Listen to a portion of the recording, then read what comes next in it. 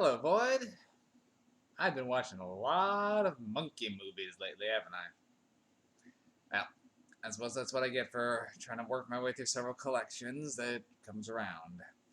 Anyway, so Mighty Joe Young. Now, this movie doesn't really fit in with a lot of the other films I've been reviewing on my show. Normally, I specialize in horror sci-fi. Bit of fantasy thrown in there. Mighty Joe Young doesn't really qualify exactly as any of those per se, particularly since the gorilla in question isn't excessively big, but as it came as a part of my King Kong collection, the same ones that I've been reviewing for Sun and King Kong, I figured I'd just do the ape trifecta and put it on and throw up a review of it. Now, the story on this one came from what was the name? Marion C. Cooper, who was one of the writers for the original King Kong, as well as the director, one of the directors, and was one of the directors for Son of Kong. While while the other director, Ernest B. Schoedsack, I am sorry for butchering that, also directed Mighty Joe Young. So these guys know their way around 8 films. Alright, also interestingly, this one has some of the first special effects work by Ray Harryhausen, who is very much in my wheelhouse with several of his films. I would like to get some more of his here at some point, but I actually don't think I own too many of his, which, now that I'm thinking about it, is kind of a crime. I'm gonna have to fix that. But, first things first, let's not get ahead of the ape in question. Mighty Joe Young. Now, which the titular character would be Mr. Joseph Young there himself, who is a big gorilla.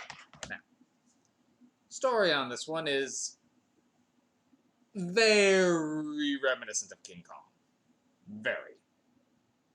Some differences, though. So, in this one, a very young woman, girl about age 5, 6, named Jill Young, little rich girl living out in Africa, buys a gorilla. Like you do. Couple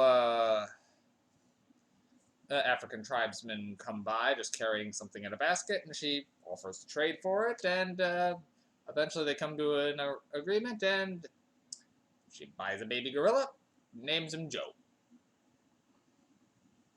Cuts to 12 years later, where she's grown up, living now by herself with a fully grown Joseph Young.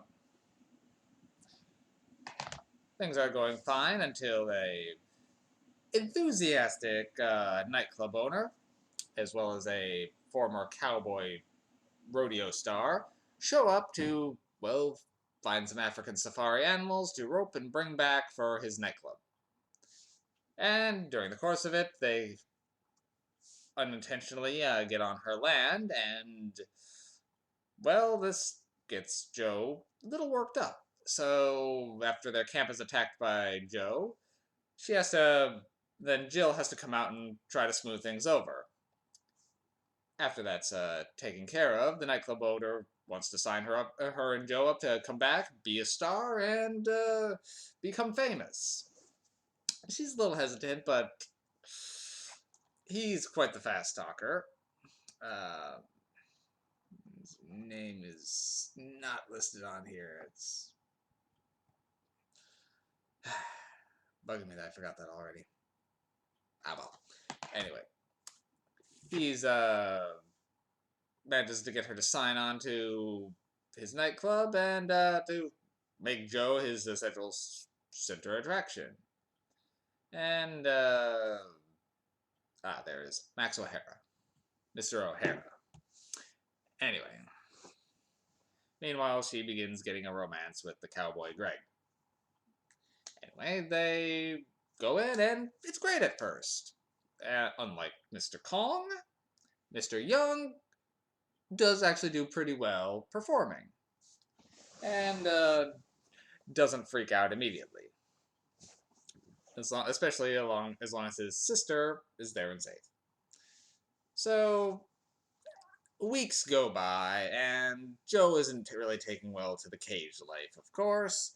And Jill notices this and decides, hey, we should go back to Africa. This isn't working out.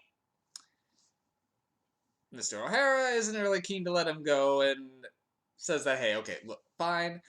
You can go back. Of course, I won't keep you here. Just give me some time to find another act.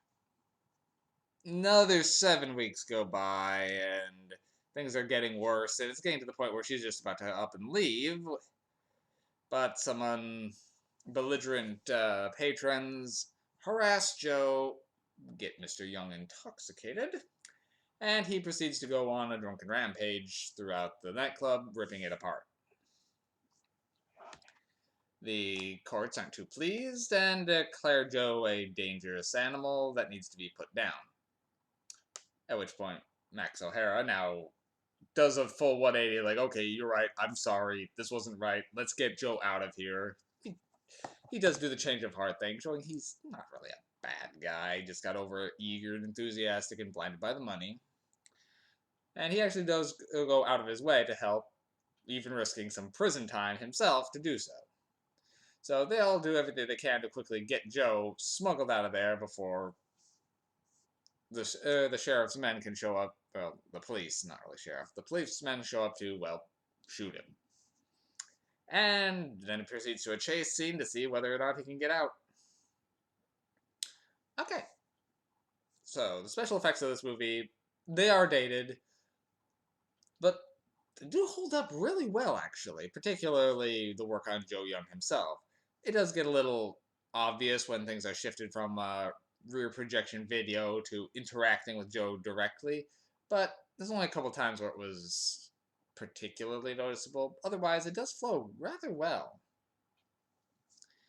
The acting on all parts, particularly Mr. Young, very good, and Max O'Hara was a delightfully entertaining strong-arm businessman. And when it got to the chase scene at the end, well, first of all, the universe seems to hate this gorilla and was doing everything it could to ensure this there he was going to get killed. But it was actually pretty suspenseful and really well shot. You were really hoping for them to get going for it, and it made for a very intense chase scene. It really held up quite well. And there was a scene that actually kind of did something I hadn't seen before. Now, I have seen many black and white films, but I can't say I've seen as many as I would like to. And this is the first one I've seen that done something like this, as there's a point where there's a fire, and they essentially put a red filter over it, so everything showed up red and white. Which did add something for that. It did make the fire scene a little bit more intense, and it's one of those things where I really don't know if Joe is going to get out of some of this. So, yeah, I did like this movie.